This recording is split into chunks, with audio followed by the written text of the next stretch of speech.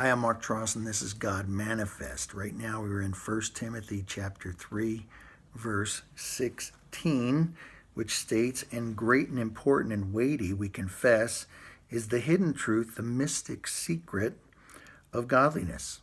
He, God, was made visible in human flesh, justified and vindicated in the Holy Spirit,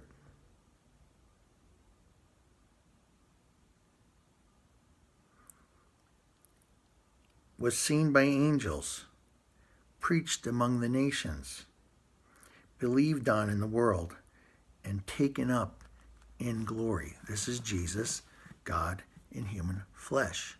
Hebrews chapter 1, verses 2 and 3 states, "But in the last of these days he has spoken to us in the person of a Son, whom he appointed heir and lawful owner of all things, also by and through whom he created the worlds and the reaches of space and the ages of time. He made, produced, built, operated, and arranged them in order. He is the sole expression of the glory of God, the light being, the outraying of radiance of the divine. And he is the perfect imprint and very image of God's nature, upholding and maintaining and guiding and propelling the universe by his mighty word of power. When he had, by offering himself, accomplished our cleansing of sins and riddance of guilt, he sat down at the right hand of the divine majesty on high." And Hebrews chapter 2, verses 10 through 14 states, "For it was an act worthy of God and fitting to the divine nature, that he," meaning Jesus, "for whose sake and by whom all things have their existence, in bringing many sons into glory, should make the pioneer of their salvation perfect, should bring to maturity the human experience necessary to be perfectly equipped for his office as high priest through suffering.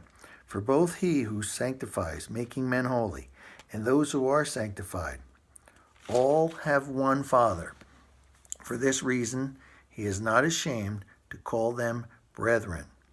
For he says, I will declare the Father's name to my brethren in the midst of the worshiping congregation. I will sing hymns of praise to you." Psalm 22, verse 22. And again he says, "My trust and assured reliance and confidence, hope shall be fixed in him. And yet again, here I am, I and the children whom God has given me." Isaiah chapter 8, verses 17 and 18. "Since, therefore, these, his children, share in flesh and blood and the physical nature of human beings, he himself, in a similar manner, partook of the same nature, and by going through death, he might bring to naught and make of no effect him who had the power of death, that is, the devil." Let's end with verse 15 here. "And also that he might deliver," he is the deliverer, "and completely set free. He who the Son sets free is free indeed. All those who through the haunting fear of death were held in bondage throughout the whole course of their lives."